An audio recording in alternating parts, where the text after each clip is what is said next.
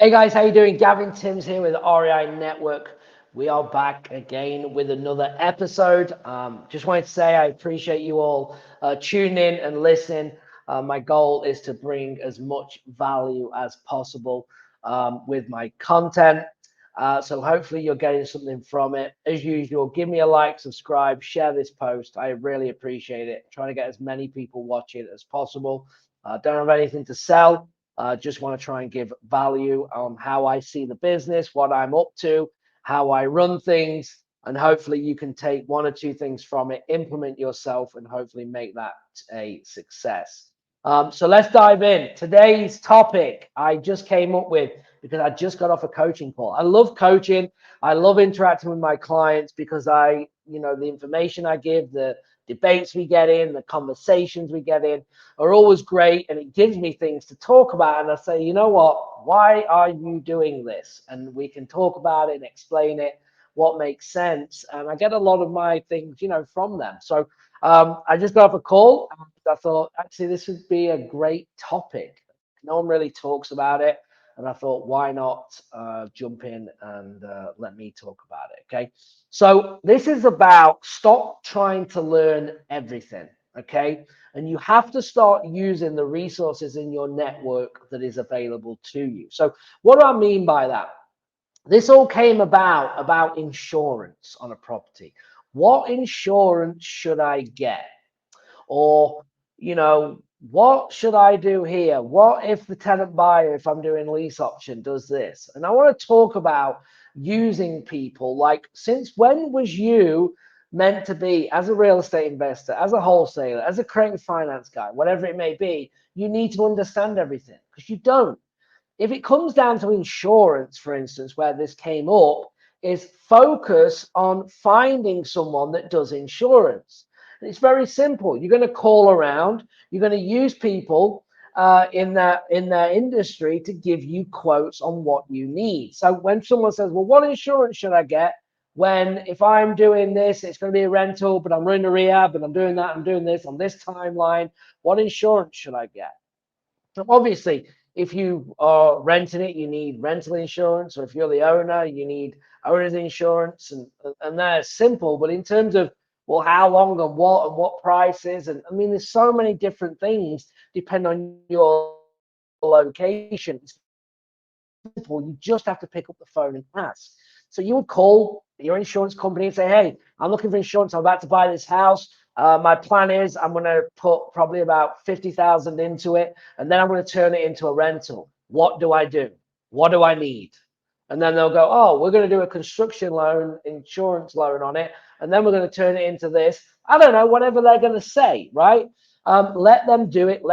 Give me a quote. Call three people. They're not all going to give you different answers, okay? Because it is going to be pretty straightforward to them. You can look at the cost and go from there. Just the same as closing a property. People say, "Well, how do I do this? And is this the paperwork right?"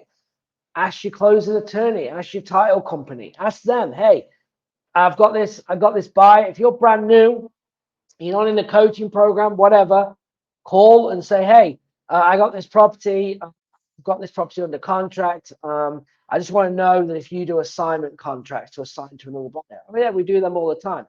"Okay, cool. Well, I'm new. I've never really done this. So I have my contract. Can I send you that? And then can you help me with how to assign it?" "Oh, yeah, here's an assignment contract that you can use. Just fill this out and get this person to sign it, or do this and do that." Again, you're going to leverage them in their position of expertise to be able to close this property. Remember, you have enough going on in your investing career, especially when you start off, that you don't need to know all of the answers. Just like you don't need to know how this tenant is going to qualify for this home.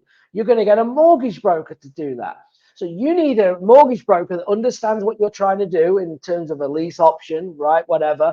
And they're going to tell you the roadmap for them to get their client qualified to buy this house in X amount of time. Now, how they're going to do it is nothing to do with me. I don't care as long as the plan is, if they do this and this and this, they're going to be able to qualify for this loan in this amount of time. Now, I can't stop it if the tenant goes and buys a new car in the middle of it, or a new bike, or does something, right? Stops paying on something and ruins it. That's just the life that we live in. But again, I'm going to use the mortgage broker. I'm going to again use the realtor. If I'm using it, if I'm a wholesaler and I use my one-page contract and that's what I'm familiar with, and then all of a sudden I'm going to do this flip and I'm going to use a realtor, and I've never used a realtor contract before, and I don't know this and I don't know that, let them explain it. Okay, let them say, hey, I want to list this property and I don't really know what I'm doing. So what do? We go, well, we list it, we do this. You're going to have to pay, closing costs of X, and you're going to have to pay realtor fees. And then the buyer's going to come in and they'll do all the paperwork, and we're going to ask for X amount of earnest money. And we're going to do, negotiate certain terms. Again, let them do their job. So I've given examples here because what I'm trying to say is, I need you to focus on the thing that you're trying to do. Whether it be you have enough going on with your marketing, you running your systems, running your VAs, having your seller conversations, locking up deals, doing your follow up, making your offers. You have enough going on without worrying about things that you don't need to worry about because of your network, okay, your ability to phone people and ask questions and get them to do their job. Why do we have attorneys that look at the paperwork? I'm not an attorney. So this is a framework. They will go, we can't use that language. You need to do this. Okay, let's do that. Or your closing company. Hey, I don't know what I'm doing. I want to sign this. Or hey, do you do a back-to-back double close? Your job is not to explain to them what a back-to-back double close is. Do they do them? If they don't, you need to find someone who does, because it's like, if you don't know how to do it and they don't know how to do it, you can see the problems that are gonna come up, right? So find the people that are doing what you need. Okay. Do you do transactional? Can we do transactional funding? Because I want to close with you and the buyer wants to close with them, and how do we do that? They will go, well, yeah, if we close it, you're going to have to we're going to sign, then we're going to overnight the documents to the title company. That's where you'll close then the second transaction. Again, you will be told what to do. So I want you to, guys, the reason I'm talking about is because you don't need to know every step of this business, because all it's going to do is put you further behind. Again, information is great, but it's no good if you don't use it properly. And a lot of the time is we intake, and by intaking information, and it can be great information, all it's going to do is create, okay, overwhelm. You're going to get overwhelmed, you're going to get confused, and now you're confused, you don't know where to start, and you're not going to be able to focus, and then nothing gets done. You've now been in 3 months and 6 months and 9 months, and now you've been in real estate a year. You still haven't done a deal, and it's because of the choices that you're choosing to make. Okay. How can you know when someone else is focused on that one thing and they've done it for years and years? You're not going to compete with that. That is why you're paying them, hiring them, using their services to get you through the transaction. Okay. While your experience is direct to seller, okay, moving deals, creative finance, land deals, whatever you're focused on in your investing career, that is what we need to understand and dominate. We don't need to know everything.